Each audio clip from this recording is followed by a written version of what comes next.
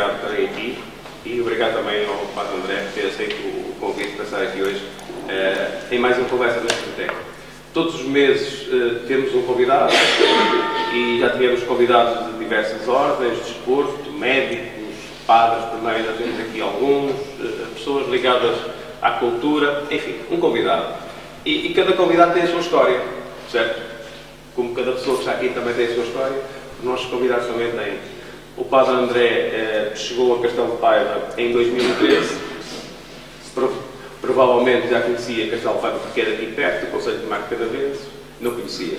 É isso que é. Mas vamos saber um pouco da história dele. Padre André, boa tarde. Obrigado por estar aqui. É mais uma situação que eu não sabia, que apesar de ser aqui de Marco Canaveses, não conhecia Castelo de Paiva, não? Não, de todo. Conhecia Castelo de Paiva da televisão, e não pelas boas razões. Castelo de Paiva caíam coisas. Exatamente. Infelizmente. E por isso, quando o Bispo me chamou ao passo, eu estava há 9 meses em Oliveira das Meias, estava num outro projeto, que era estarmos 2 padres com 3 paróquias, com Carregosa, Vila Nova, Rio e Chave, por causa de Oliveira das Meias e Arouca, e Valcabra também é uma de cada concelho. Entretanto, o Bispo do Porto muda, o Manuel no momento vai para Lisboa, entretanto fica o administrador apostólico enquanto não vem o Bispo. Na altura seria o Dom António Francisco, ainda não saberíamos quem era, e entretanto a nova gerência entende que a organização da Diocese devia ser outra, que era um investimento muito grande estar em 2 padres com 3 paróquias, quando havia 3 paróquias em Castelo de Paiva que não tinham padres. Na altura o Padre Campos estava doente com tuberculose, não sei se ainda vos recordares. Se vos recordares. E vamos, ele chama-me e diz-me: olha, tenho aqui 3 paróquias para si, gostava que aceitasse. Fornos, Bairros e Real em Castelo de Paiva. A única pergunta que eu fiz foi: onde é que fica isso? E ele lá foi buscar um mapa e lá me explicou onde é que ficava. Na altura parecia perto, umas das outras. Depois a gente descobre que as coisas são um bocadinho mais complicadas no terreno, mas não são impossíveis e com a graça de Deus tudo se faz. Vamos andar um pouco para trás na vida e o caminho, onde tudo começa. O caminho do Padre André passa de Carregosa, de Oliveira das Meias para Castelo de Paiva, mas antes é um caminho que se inicia. Como é que surge na vida do André Machado esta história interessante de vida que é ser padre? Olha, eu acho que nem eu sei. As coisas vão surgindo, não é? Não sei, eu chego a Castelo de Paiva com 29 anos, a fazer 30, por isso, quando cheguei cá, metade da minha vida, não sei se dura até aos 60, mas quero acreditar que sim, metade da minha vida já tinha passado. Eu nasço em Carvalhosa, que é uma terra de mato de canadenses. É lá que eu estudo, é lá que eu cresço. Cresço ligado à paróquia, ligado na altura à catequese e aos acólitos. E é aí que vou desenvolvendo o meu caminho. E tenho uma infância que costumo dizer que normal para uma criança de mato de canadenses. Todas as suas condicionantes de mato de canadenses, mas normal. Entretanto, a inquietação vocacional surge mais tarde, já na adolescência, quando começo a pensar, porque não? Ao início, nós guardamos muitas coisas para nós. Eu comparo isto um bocadinho quase ao namoro. Não sei como é que conquistaste a sua mulher, mas quando surge o namoro, há qualquer coisa primeiro que nos desperta. E nós vamos ficando atentos à pessoa. Às vezes é a pessoa que esteve sempre ao nosso lado e que nós nunca reparamos, não é? E depois, mais tarde, tomamos a iniciativa e fazemos a experiência de namorar quando também aceita. Claro. No meu ponto é mais fácil um bocadinho, com a falta de padres que há, eles aceitam para cedo. Quase. E depois vais fazendo uma experiência, vais ficando, e à medida que vais ficando mais um ano, a responsabilidade aumenta e tu próprio vais fazendo essa reflexão: porque é que eu fico mais um ano? E começas a ponderar as coisas e ficamos. Ali surgiu ao início muito eu comigo. Depois, mais tarde, na minha paróquia também trocamos de padre em 96, 97, tinha eu 12 anos, e se calhar estava eu no 7º ano, se calhar aquele despertar era um padre também mais jovem, uma linguagem mais... Se calhar mais clique, ou pelo menos aquele ganhar de coragem de falar com ele e dizer: olha, eu até gostava de fazer a experiência de seminário, como é que isso é? Porque já vinha a desenvolver essa ideia dentro de mim, tinha partilhado uma outra vez, mas circunstancial. E depois com a mudança de padre, isso foi quando a coisa se proporcionou. Comecei a fazer o pré-seminário, no secundário optei por entrar para o seminário, foi uma mudança violenta, fui deixar a casa dos meus pais com 14 anos, nunca tinha andado sozinho para lá de mim, começar a ter que ir para uma cidade que eu não conheço, uma escola que eu não conheço, viver com gente que eu não conheço, começar do zero em tudo, até aprender a andar de comboio, que não sabia andar de comboio, sabia andar de comboio com os meus pais. Mas tirar um bilhete e ir sozinho e confiar, que os meus pais confiarem que eu ia sair na paragem certa, hoje não sei se alguns pais o fariam, mas em 97, 98 isso era mais fácil um bocadinho e não havia GPS. Olha, e a família? Qual foi o papel da família e dos pais nessa altura por essa opção? Olha, foi um bocadinho surpresa. Eu acho que não era o filho, nem era a pessoa que mais se esperaria na minha aldeia que fosse padre. Como eu disse, tinha uma infância normal. Às vezes nós achamos que ser padre tem que ser aquele menino que tem que ser muito quieto, que vai muito à missa, que é assim um bocadinho mais dado à reflexão, e eu era tudo menos isso. Eu também ia à missa, já era acólito, mas era assim um bocadinho traquina, bastante.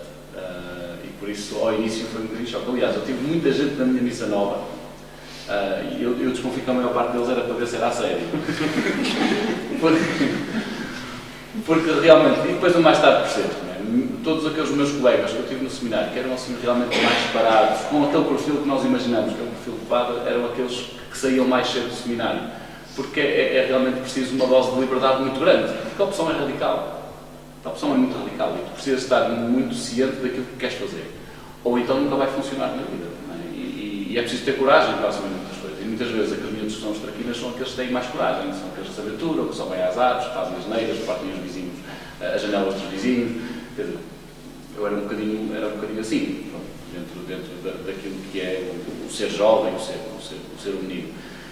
E as coisas foram desenrolando. Depois venho à faculdade, fui fazer estágio em Hermesinda, antes disso ainda passei pela pastoral do Hospital de São João, passei também pela pastoral de fazer voluntariado no Mar de Idosos do Pinheiro Manso, também fiz férias vocacionais e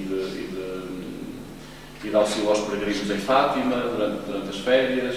Pronto, fomos crescendo, fui me enriquecendo, passei por Hermesinda depois a estagiar uns 4, 5 anos, que é depois aí começa o percurso mais a sério para padre, que é o estágio, um diácono, depois aí sim como padre vou para o Vera das Mães e depois caio para a queda da questão do padre.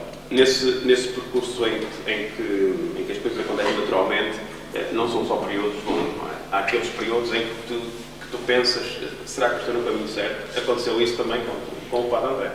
Sim, aliás, eu comparo sempre muito ao namoro, volto outra vez ao mesmo. Não é? Muitas vezes durante o namoro surgem dúvidas, não é?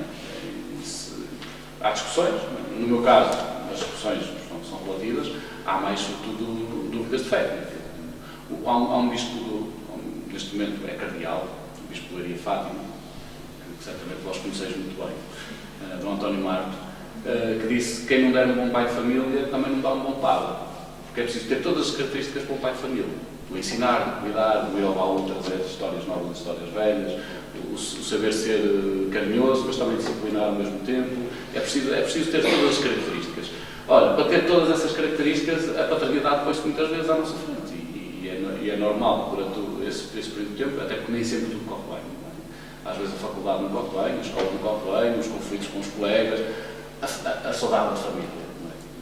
Sou muito ligado ao meu irmão, aos meus pais, aos meus avós, sobretudo aos meus avós, e já perdi 3, que me gostaram muito, mas isso em alturas da nossa vida marca, não é? Se calhar quem vai para fora, quem faz a experiência de emigrar, sente muito isso, não é? Que é o estar fora de casa e o que é que isso e nessas fases, às vezes há coisas estúpidas, eu chamo estúpidas, não é? Porque são relevantes que nos fazem ficar. Às vezes o que nos faz ficar é a amizade do colega, às vezes o que nos faz ficar é gostar de jogar futebol, no seminário jogava-se futebol, às vezes o que nos faz ficar é isto ou é aquilo. Parecem coisas simples, mas às vezes era a forma de Deus falar, pá, tu sentes-te bem aqui. E às vezes é isto, pá, porque é que eu me sinto bem? Porque é que eu hei de continuar? Porque eu sinto-me bem a fazer isto, eu sinto-me bem neste sítio, eu sinto-me bem nesta casa. Por muito que sejam as saudades, por muito que sejam as dificuldades, e pensas muitas vezes, E eu pensei sempre muitas vezes em desistir, porque também é muitas vezes a possibilidade de desistir que te faz pensar porque é que tu vais de ficar. Não é? Como muitas vezes no casamento ou no namoro, aquilo que te faz ser romântico é o ciúme. Não é? E é aquela boa dose de ciúme que faz dizer, bem, eu preciso de cuidar dela, eu preciso de conquistar, eu não posso perder, ou não posso perder a ele. E isso estou convencido que acontece na formação vocacional, sacerdotal, nesta forma também à medida que te questionas, porque também se não te questionas, um dia acordas e não é nada disto. Aproveitando um pouco dessa linguagem que tenho misturado aqui do casamento, eis que chega o grande dia, o dia do casamento, que é o dia da ordenação, o dia 8 de julho de 2012. Exatamente. Qual é o significado desse dia? Difícil. Não, esse é um dia que é marcante, tu viras uma página. Tiveste a construir mais de 10 anos da tua vida, uma casa, para aquele dia. Neste caso foi a questão vocacional. Não é? Eu entro no pré-seminário com 12 anos, entro no seminário 24 horas por dia, sobre 24 horas por dia, aos 14, 15 anos, e sou ordenado padre aos 27. São muitos anos. E chegas àquele dia derradeiro e ainda tens dúvidas. Não é? Eu lembro-me que na noite anterior foi difícil, não é? Porque ao outro dia, ainda que tu saibas, mas um dia posso voltar, não é? E depois os contratos fazem-se, não é? Mas quem vive minimamente as coisas não quer, é para a vida toda, como diz a Carolina dos Landes, não é? E é assim que as coisas também fazem sentido, senão é uma vida perdida, não é? Uma vida sem sumo ou sem sal. E eu lembro-me na noite anterior, nós tivemos um ensaio para a celebração, começámos a antever o que é que vai ser, nós já nos começámos a imaginar naquela situação e começam as dores da barriga, quase como uma criança que se vai começar pela primeira vez. E eu lembro-me que saí dali e não consegui ir para casa. Fui para o Porto, quem conhece o Porto, na Foz tem um pontão, que é mesmo junto ao mar. E eu lembro que deve ter dado para aí 2, 3 da manhã, eu estava ali a olhar para o mar e a dizer, André, o que é que tu vais fazer da tua vida? E pronto. Depois optei por dar seguimento àquilo que eu já estava a fazer até ali, que era o caminho sacerdotal. E ainda assim, naquele momento, é difícil. Ainda assim, não sei se foi pela noite mal dormida, mas uma das partes interessantes da ordenação sacerdotal é que antes de seres ordenado, tens de te deitar no chão, de barriga para baixo, estendido, e toda a gente está a rezar as ladainhas ou a cantar as ladainhas, a pedir ao Senhor que tu sejas um bom padre. E nós, enquanto estamos ali, o filme da nossa vida passa-nos à frente dos olhos, é quase como nos estivessem a matar. Há uma parte de nós que morre ali, há uma parte de nós que nasce ali, que é uma coisa indescritível, lindíssima, como é lindíssima a seguir depois de seres ordenado, todos os padres passam por ti, todos os padres da diocese e põem as mãos em cima da tua cabeça, que é outra coisa que te marca bastante. Estás ali com um olhar fixo no chão, vês simplesmente algumas estolas a passar, algumas tu conheces, porque são as estolas que os padres levaram no dia da sua ordenação, continuam a usá-las durante a vida toda nas ordenações do Porto, tu vais conhecendo aqui e ali, e esse sentir que não estás sozinho, está muita gente a acreditar em ti, está muita gente a cuidar de ti, naquela altura para um jovem que está a fazer uma experiência verdadeira de vida, é importantíssimo. Nessa altura, quantos padres é que foram também ordenados nessa altura? Olha, comigo fomos 8, juntaram 2 anos, o meu ano éramos 4, e depois o ano anterior a mim, era mais novo um ano, embora eles fossem todos mais velhos, são todos economistas. Um está aqui em Alpendrada, o padre Ricardo, outro está em Mineiro, o padre André. Do meu ano éramos 4, mais 4 que foram junto comigo, por isso fomos ordenados 8. Foi um dia grande, para a diocese, naquele dia. Naturalmente. Depois vem então essa experiência por Oliveira da Semeia, nessas 3 paróquias que falou. No entanto, aí não estava com outro padre, a experiência era diferente. Mas serviu também já para aquele primeiro contacto com, como se diz na igreja, com as ovelhas, não é? Sim, isso surge sobretudo para ganhar um bocadinho da experiência, não é? Quando estás a estagiar, a experiência de trabalho é muito reduzida, não é? Porque ainda não és padre. Estás a ajudar um padre, vais fazendo muito trabalho de escritório, vais fazendo algum trabalho pastoral, é certo, liderar um grupo de jovens ou alcoólicos, mas a vida do padre é muito mais complexa do que isso. mais do que gerir grupos. E quando chegas à vida sacerdotal com outro padre, esse período, embora difícil, porque é preciso mediar ali a vontade de fazer muito com aquilo que te deixam fazer, né? Porque nós, quando acabamos um curso, isso é transversal em todas as áreas, e vamos trabalhar pela primeira vez, estamos cheios de vontade de mudar o mundo, sobretudo quando somos novos, e depois chegamos à realidade e vemos que o mundo não muda assim tão depressa como nós queremos, e às vezes muda aquilo que deixam que nós deixamos mudar. E essa altura foi importante para preparar aquilo que eu vim também conhecer aqui da realidade de Castelo de Paiva, porque havia realidades que eu nunca tive que lidar. Realidades de capelas, por exemplo, gestão de catequese, questão de visita a idosos, confissões. Ou seja, quando chego cá, apesar de ter já um ano de padre, não é muita coisa, mas já chegas cá mais maduro no fazer acontecer as coisas e percebes que algumas coisas que eram teorias, algumas não resultam. Há muita teoria que te ensinam no seminário e na faculdade, que depois na prática tens que ter a capacidade de inventar de outra forma, porque não resultam assim como aparecem no livro. Não é? É preciso dar a volta ao texto, ter outra linguagem. A chegada a Castelo de Paiva, que já foi em 2013, parece que foi há pouco tempo, já vamos com quase 6 anos, não é? Sim, este é o sexto ano. É uma chegada a Castelo de Paiva de um padre jovem também com a pica toda, com a energia toda e chega de nota, não é? E chega de nota. Foi assim uma chegada que as pessoas também estavam à espera, não é? Eu sabia que vinha anunciar o padre que vinha a seguir de cara, mas era o próprio padre que tinha chegado de moto. É verdade isto? Olha, a vida traz as coisas fixes. Às vezes nós pensamos uma atividade muito, muito importante e a atividade não dá em nada. Outras coisas fazemos sem querer e dá um brilharete de caraça. Eu sempre tive moto.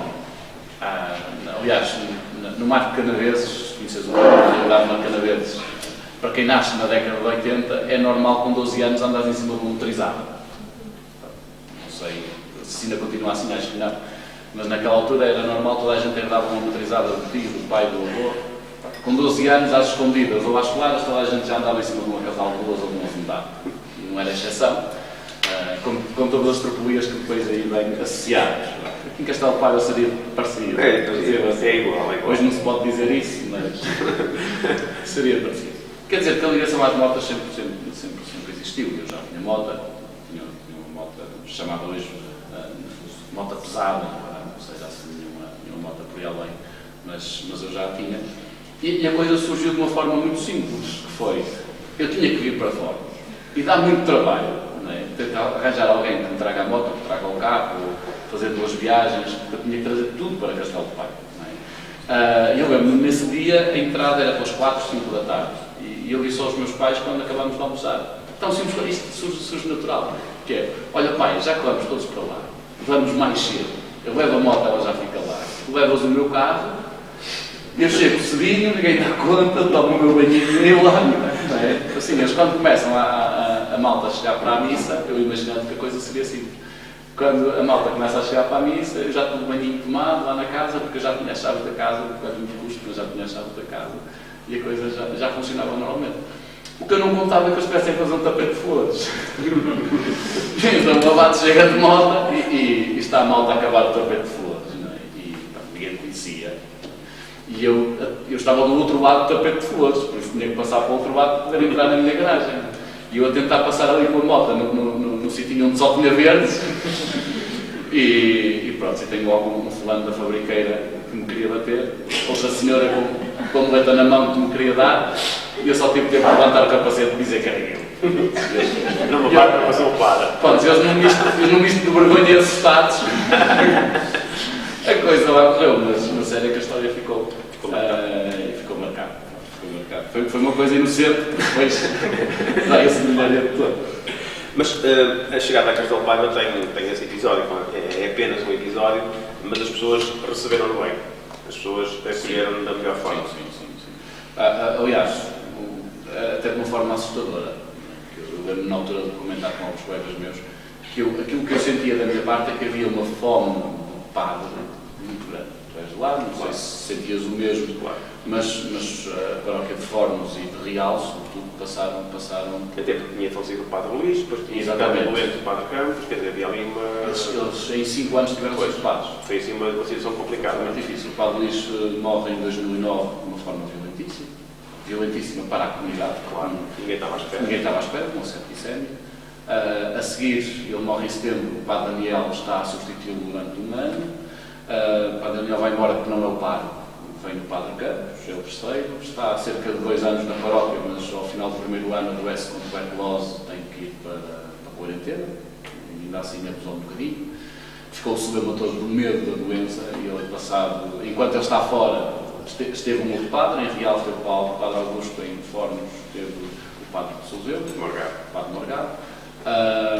E entretanto eu chego como sendo o 5º padre de 25 anos, que é muito complicado para aquela gente. Eu lembro que a primeira vez que fui de férias, em janeiro, fui tirar 10 dias de férias, ficou o Padre Teixeira a substituir-me, que agora é capelão de São João. Ele disse: pai, eu mal comecei em nome do Pai, do Filho e do Espírito Santo, tinha gente a chorar, porque era aquele sentido de abandono. Este padre também já nos deixou. O sentido de que eram deixados era muito forte. E depois havia realmente esta forma de ter um padre que estivesse ali para eles, quer dizer, porque era assim que fazia sentido as coisas. Cansa, hoje tens um padre, depois ele vai embora, depois vem outro, depois vai outro embora. Esta ligação afetiva não se faz e é muito violento. E até o padre é quase um pai, não é? Que às vezes diz coisas desagradáveis, outras vezes desagradáveis, mas com quem nós desenvolvemos uma ligação afetiva. Não é ao desbarato quando chegamos, ainda que seja à feira, e dizemos o nosso padre. Ainda que seja para dizer mal, mas é o nosso padre. E isso diz muito da afetividade que se cria, e aqui criou-se uma afetividade muito grande desde o início. 3 paróquias, Fornos, Vaigas e Real, são as paróquias que neste momento está a exercer. Teve naturalmente também que impor a sua maneira de estar, de se adaptar às pessoas. Como é que foi essa ação que tem sido durante estes 6 anos? Estes 6 anos. Olha, eles a mim e eu a eles. Não é? Se por um lado para mim esta novidade do Castelo Parvo era muito estranha, eu nunca tive que lidar, por exemplo, com capelas na vida, e aqui tinha algumas situações de capelas, tinha na Ladroeira, tinha no São Lourenço, tinha também nos Joões, tinha o Gil, pelo menos essas que tinham um culto mais regular, e é preciso fazer opções, porque são paróquias pensadas para ter um padre, e hoje não vivemos nessa realidade, e para mim isso foi difícil. Também, outro lado é, nesta ausência de 5 anos, 5 padres, muitas das estruturas foram abaixo. Não é? A paróquia vivia de uma fachada, todas elas tinham uma fachada, que já não tinham massa humana para suportá-la, quer na catequese, quer nos leitores, quer nos coros, nos escuteiros, estavam a muito custo, estávamos a manter a paróquia, à espera que viesse alguma coisa, mas a paróquia já não tinha nem o dinamismo, nem a capacidade, nem a vitalidade que tinha, por exemplo, em 2009, quando estávamos a vida, porque entretanto, ou por cansaço, ou por desilusão, as pessoas vão se afastando e aquilo fica tudo depois reduzido a meia dúzia de pessoas. E a paróquia depois fica muito pesada para a estrutura. Foi preciso uma grande renovação, mentalidade também, de fazer acontecer a catequese. O que eu me preocupei muito nos primeiros 2 anos era que a paróquia tivesse assento em 2 pontos muito básicos: catequese e liturgia. É como ir comprar um livro. Não sei se vós já que foste comprar livros. Eu quando vou, eu gosto de ir à FNAC, lá tem muita coisa, e às vezes há livros que eu compro por acaso. Porque a gente olha para a capa e a capa é gira. E tu levas o livro embora. Pode não valer nada. Mas eu também já li livros espetaculares, de outra forma eu nunca ia ler na vida. E às vezes há livros que são fantásticos, mas a capa não vale nada, e tu não o levas embora, e por isso vais perder a oportunidade de o ler. Se a liturgia for bonita, os acólitos bem trabalhados, a igreja minimamente arrumada, a celebração faz-te sentir bem quando estás na celebração e quando estás na igreja, essa é a capa. Se isso estiver feito, metade já lá está, pois o resto, se a homilia do padre for fraca, pelo menos alguma coisa há de passar. Não é? Se toda a celebração for feia, a homilia do padre pode ser espetacular, ou o conteúdo pode ser espetacular, mas não passa nada. Essa foi a primeira grande preocupação. Outra grande preocupação é a catequese, porque a catequese é o coração da paróquia. Se a catequese funciona, mexe com pais, mexe com avós, mexe com tios, mexe com primos, porque onde vão os meninos da catequese vai toda a gente. E atrás de toda a gente, tu podes ir passando a mensagem do que queres para a paróquia e do que queres para a vida das pessoas, como o Evangelho, às vezes em coisas tão simples, como o encontro da catequese, como uma dinâmica de hipotará, que foi agora há pouco tempo, na semana passada, como isto, como aquilo, e aos pouquinhos vais mexendo aqui e ali. Por isso, no início, me preocupei muito com isso. Nos primeiros 2 anos, sobretudo, andei eu com a catequese toda às costas, sobretudo, porque não era só preciso dizer vamos fazer esta dinâmica, eu preparava a dinâmica, propunha às catequistas, por causa que eram obrigadas a aceitar, e depois eu levava para a frente, muita reunião, muita coisa a acontecer, porque o início foi marcar passo, dizer, é assim que se faz. E pronto, e agora esta é a outra parte, que é, começa a largar essa liderança, começas a colocar coisas que, entretanto, há gente que já percebeu como é que se faz, como é que eu quero que as coisas aconteçam, e, entretanto, vais-te dedicando a outras áreas, que, pronto, entretanto, começam a nascer os grupos de jovens, entretanto, começam a nascer aqui ali uma outra forma, que é o estar com doentes, o estar com os mais pobres. Aliás, quando cheguei a bairros, nem sequer tínhamos ministros extraordinários na comunidade, quer dizer, os doentes não tinham visitas regulares. As primeiras visitas regulares fui eu que as fiz, e algumas delas, depois das visitas, que as pessoas queriam pagar. Já não me lembrava de uma coisa destas, porque não estavam habituados a isso. Quer dizer, o padre, quando ia lá à casa, a pessoa estava a morrer, ou não havia este cuidado do acompanhar, do ir visitar o doente, do estar com as pessoas, quando já não podem ir à paróquia, pelo menos a paróquia ir ao encontro delas. É toda uma mentalidade que se desconstrói, e isso demora o seu tempo. Não é?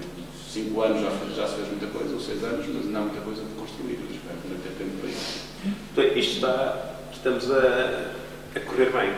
Estamos. Eu tenho que lançar aqui a pergunta, senão vocês não vão ter tempo para fazer nenhuma pergunta, porque eu tenho aqui ainda muitas para fazer e cada uma mais difícil que a outra. Quem quer fazer uma pergunta? Ninguém vai querer espetar.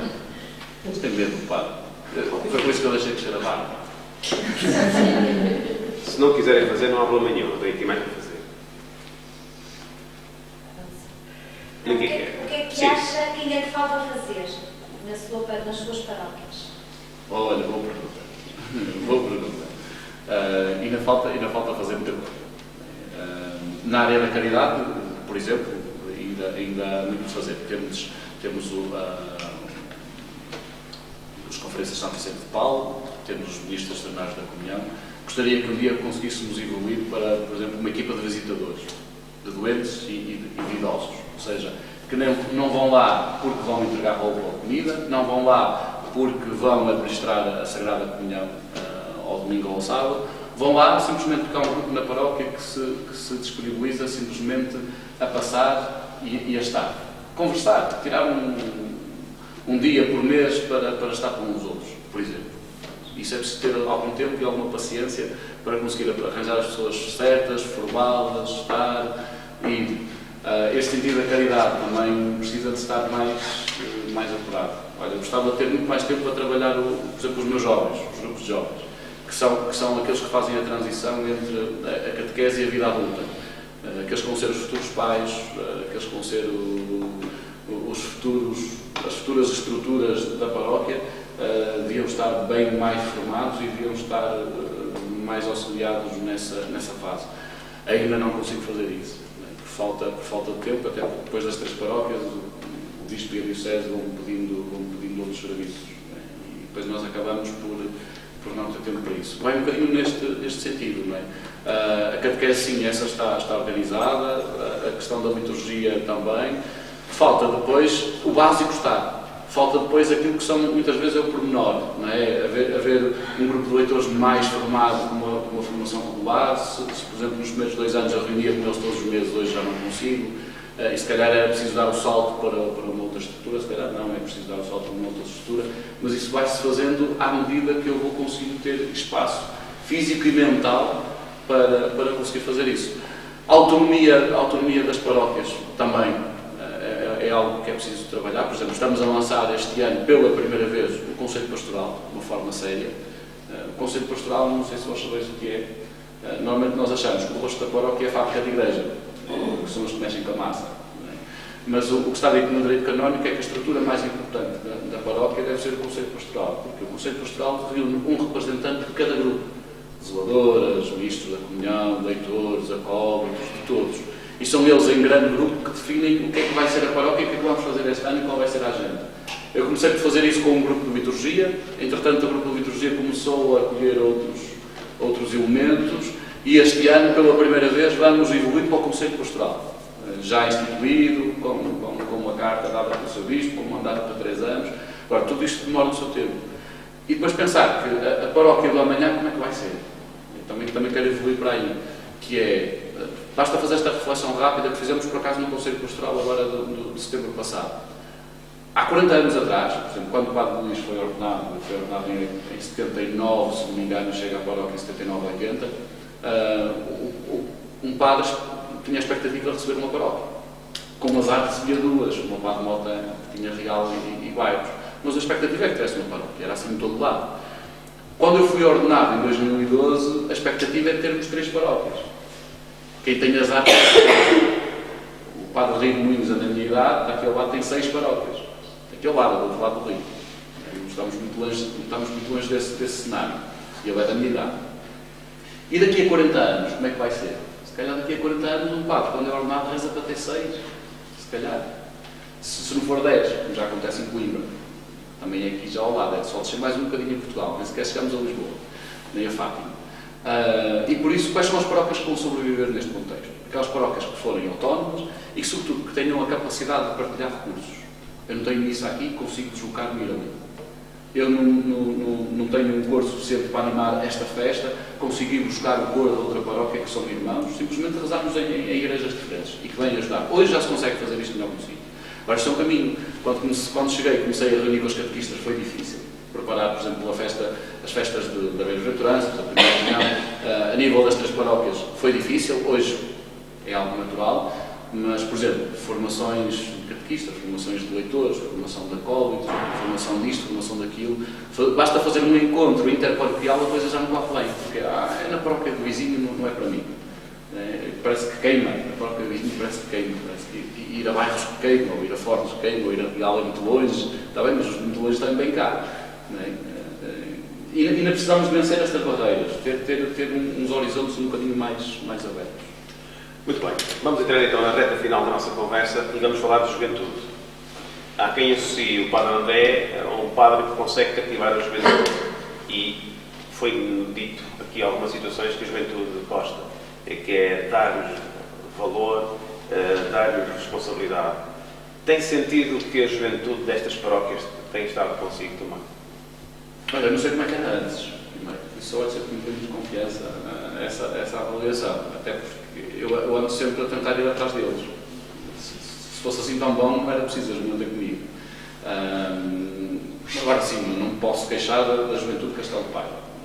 Acho que temos feito um grande trabalho. Também temos tentado trabalhar para isso, não é? Com retiros, com acampamentos, com dinâmica.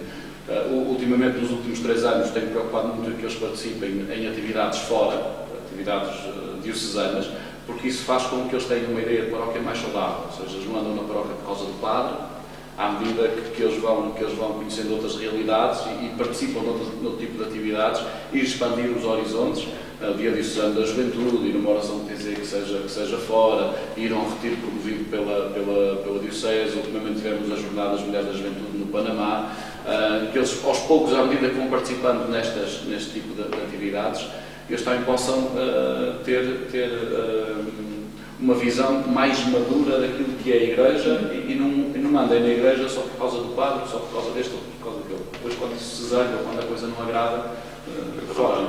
Não é? Aquilo que eu me preocupo, e isso é mais pessoal, é sobretudo ir tendo uma linguagem que seja próxima da deles. Ou seja, onde eles percebam que a Igreja de hoje também é para eles. E isso é preciso ter uma linguagem perto deles. Por exemplo, na missa com crianças, que parte da homilia seja para as crianças. Não é? E depois, claro, temos adultos, e outra parte da homilia é para adultos.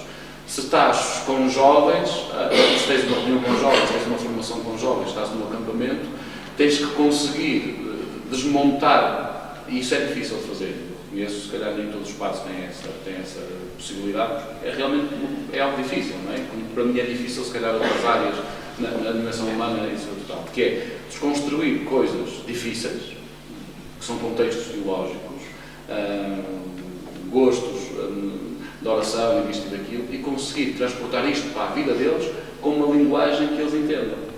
E isto é difícil de fazer, não é? E dá muito trabalho.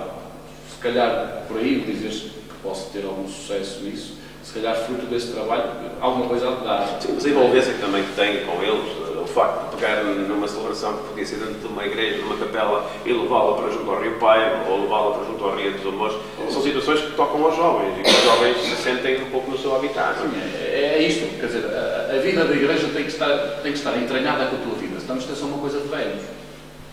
Não é? Ou então, também os velhos podem sentir que isto é só uma coisa de novos. Não é desmontar uma coisa ou outra, ou seja, nós temos que ter uma igreja que seja capaz de falar várias linguagens. E com esta abertura, se tiver que ser junto ao Rio, vamos junto ao Rio. Mas também não há mal nenhum que seja na igreja. Temos é que ter esta capacidade de nos habituarmos a várias linguagens e a vários sítios, ser um bocadinho híbrido, não é? Ter esta capacidade de ir falando várias línguas, mas o certo é que sim, isso dá os seus frutos. O Panamá também foi uma experiência fantástica para muitos jovens. Há pouco tempo que aquela senhora estava a falar também da experiência do filho. Numas breves palavras, o que é isso, participar numa jornada mundial da juventude? Nem toda a gente tem esse privilégio.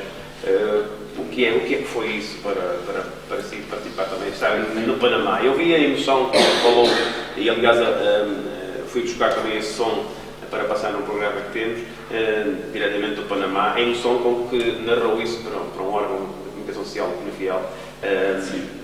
Estava emocionado ao falar da Jornada da Juventude. Olha, as Jornadas Mundiais da Juventude são muito isso, é sobretudo essa emoção toda que tu vives. Aliás, acho que quem foi a estas Jornadas Mundiais da Juventude foi um privilegiado, porque acho que não vamos ter outras desta forma, com esta vivência. Eu já tive anteriormente nas Jornadas Mundiais da Juventude em Madrid, em 2011, e éramos muito jovens, éramos quase 4 milhões, se não me engano, não tenho esses números ao certo. Aqui éramos menos um bocadinho, no Panamá, por causa de toda a logística panameira.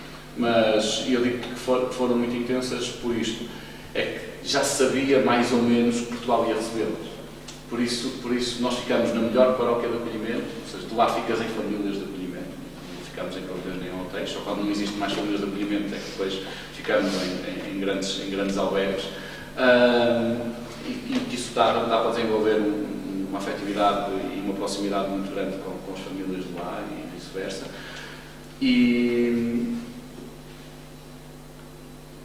Escapou. Sim, entretanto, tens várias atividades que fazes, entre catequeses, tens as Eucaristias com o Papa, quer da abertura, quer de encerramento, uma vigília com o Papa, e tu recebes, porque era Portugal a estar, tu ficaste à frente nos primeiros setores e recebíamos até ainda senhas para estarmos a 30 metros do Papa. Quer dizer que nós vivemos as jornadas com uma intensidade afetiva, primeiro, muito grande. E depois, o que é que posso dizer? O que é que são as jornadas? As jornadas é sobretudo a alegria. Eu não encontro, primeiro é o maior encontro mundial de juventude a todos os níveis, não é só da Igreja Católica. É o maior encontro de juventude a nível mundial. Logo é um marco. Segundo, tu simplesmente estás lá porque és cristão.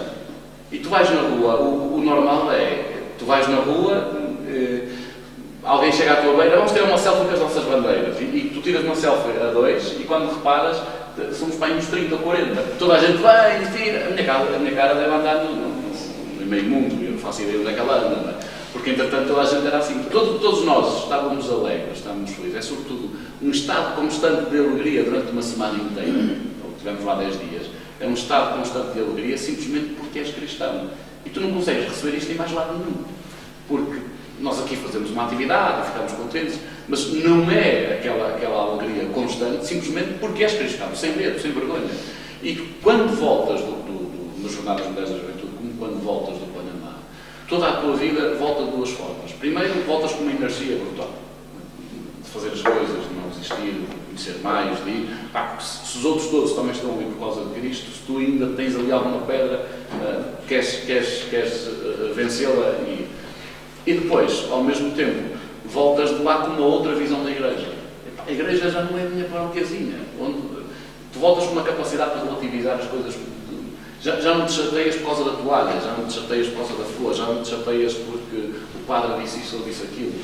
Tens a ideia de que a igreja é muito mais do que aquilo. Porque estamos ali todos juntos, então numa vigília com o Papa, onde estamos 500 mil pessoas a dormir no mesmo sítio. Ao teu lado estão africanos, em frente estão canadianos, a tua cabeça está encostada a um fulano que nunca viste na tua vida, antes de nunca mais vejo bem na tua vida, que não fala a tua língua, estás com australianos que não falam nada de espanhol e tu encontras na enfermaria todos aflitos porque não sabem o que têm, estás ali a tentar mediar entre um espanhol e um inglês e pronto, e acabas de sentir bem por causa disso. Toda a dinâmica de oração também, mas é sobretudo levas uma injeção de alegria genuína, simplesmente porque és cristão, que é algo que tu não recebes em mais lado no mundo. Só agora em Portugal, quando forem a jornada. Mas para sim, em Portugal tenho pena que nós vamos estar do outro lado, é do lado de quem trabalha. Não vamos estar a receber, vamos estar a voluntariar, e ainda que estejamos só como peregrinos em Portugal, não vamos viver com a mesma intensidade, porque não vamos ficar nas melhores paróquias de acolhimento, é para os outros, não vamos ter os melhores lugares à frente, porque isso é para os outros, nós como anfitriões vamos ficar um bocadinho mais... Mas também vão ter vamos ter um cheirinho das jornadas, claro. E depois outra coisa é estar fora do país, não é? Claro, só isso dá para... Padre André, quem é o Papa Francisco? Olha, primeiro é um homem. E eu digo isto porque eu acho que é um dos primeiros papas, o João Paulo II já era um bocadinho assim, mas ainda naquela fase da transição, que se preocupa muito em demonstrar a humanidade. E a partir da humanidade para chegar a uma coisa muito mais alta. E ainda agora, esta história toda que nos faz sofrer e chorar como igreja, porque nós sofremos e choramos sempre que alguém da nossa família se porta mal. Não quer dizer que toda a nossa família seja má. Claro. Agora mas esta coragem que ele teve em Roma de juntar toda a gente para discutir um assunto que é difícil, que é a questão da pedofilia, que é difícil e que nos faz a todos chorar e amargurar. E ele teve essa coragem. Primeiro, esta coragem humana de ser próximo, de dizer, olha, de escutar. É quase como faz os discípulos de Emaús. Jesus, quando chega à beira deles, eles estavam todos chateados porque Jesus não tinha ressuscitado, mas eles não sabiam que tinha ressuscitado. E a primeira coisa que Jesus disse foi: o que é que você estás para aí a dizer? Eles falaram tudo. E depois de eles falarem, é que Jesus começou a conversar com eles. Bom, ele primeiro traz esta capacidade de escuta, que é o homem. E depois, ele traz uma linguagem de proximidade muito boa. Mesmo nas jornadas da juventude, aquilo que ele disse, ainda que não fosse teologicamente muito profundo, mas aquilo que ele disse passou. Se estamos na missa de abertura, se perguntas aos jovens que esteve lá, o que é que o Papa disse? Ele disse que nós tínhamos que ser como Maria, followers. Quem não sabe que o follower é aquele que segue. Hoje está muito na moda os miúdos seguirem no YouTube, serem seguidores do YouTube. Da mesma forma que nós seguimos no YouTube um fulano, também devíamos seguir Jesus tal como Maria seguiu. Ou seja, ele usa este tipo de linguagens. Como na missa final ele disse: bem, vós estáis habituados a dizer que a juventude é o futuro da igreja. Pá, estáis enganados, vós não sois o futuro, sois já o presente, porque a igreja precisa de vós já. A igreja sem vós não sonha. A igreja sem vós não se restaura. A igreja sem vós não tem vitalidade nem tem irreverência. Vós sois precisos na igreja, é já hoje, não é só amanhã. Amanhã também sois precisos, mas hoje também. Vós já pertenceis à igreja. Pronto, são estas pequenas nuances que ele vai dando de uma linguagem muito terra a terra, muito próxima, que tu facilmente te revês na tua vida e que, a partir daí é um porto ou uma âncora para ir mais longe. Muito bem, estamos mesmo quase a terminar. A última questão. Como é que é o dia-a-dia do Padre André? É um dia bem organizado? É um dia que tem que ser planeado para que o tempo chegue? Como é que é? Olha, a melhor coisa para falar disso é a minha agenda.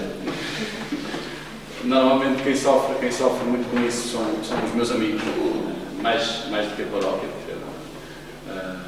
A paróquia vai ter no seu tempo, ocupa 90% da minha agenda, mas depois todos nós temos amigos e temos família e às vezes queremos dar também um pouco da nossa atenção e eles quando começam a olhar para a minha agenda, onde é que se podem encaixar no meio de tudo, não é nada fácil. Se disser que o próximo sábado livre que eu tenho, deve ser para junho ou julho, agora estava a ver com o Padre Nuno antes de chegar cá, onde é que podíamos encaixar uma atividade com os jovens ao sábado e foi lá para junho. Por isso, o próximo sábado livre é só lá para julho, se não tiver festas. também tenho bastantes festas, tenho 14. Por isso a agenda tem que ser muito organizada, muito preenchida, porque hoje um padre tem um trabalho burocrático brutal. Tudo está pensado num padre por paróquia e não um padre para as paróquias. Quer dizer que há muito trabalho que está em cima das nossas costas, de finanças, de planos, de gestão administrativa também, ainda que tenhas alguém responsável pelo cartório, depois tu tens que validar tudo, porque ela não pode validar isso, fora todas as solicitações que também estás sujeito. Que, além de ter as minhas 3 paróquias, ainda tenho a assessoria da juventude da Vigararia de Castelo Padre, tenho ainda também a assessoria dos escuteiros no Oeste do Porto, que apanha Nafiel, Paredes, Castelo Paiva, Baião, Marco Canaveses, Pousada e Felgueiras.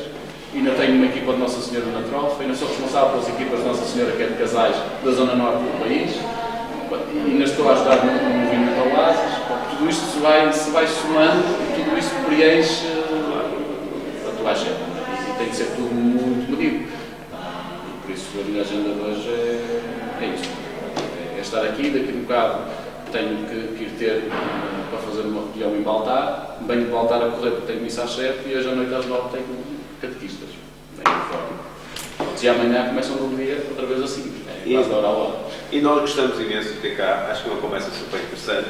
Não foi por isso, não trouxe uma lembrança da casa para si, bem, depois vai ter tempo para ver. Não tenho que pagar, mas não. Não tenho nada a pagar. Muito obrigado.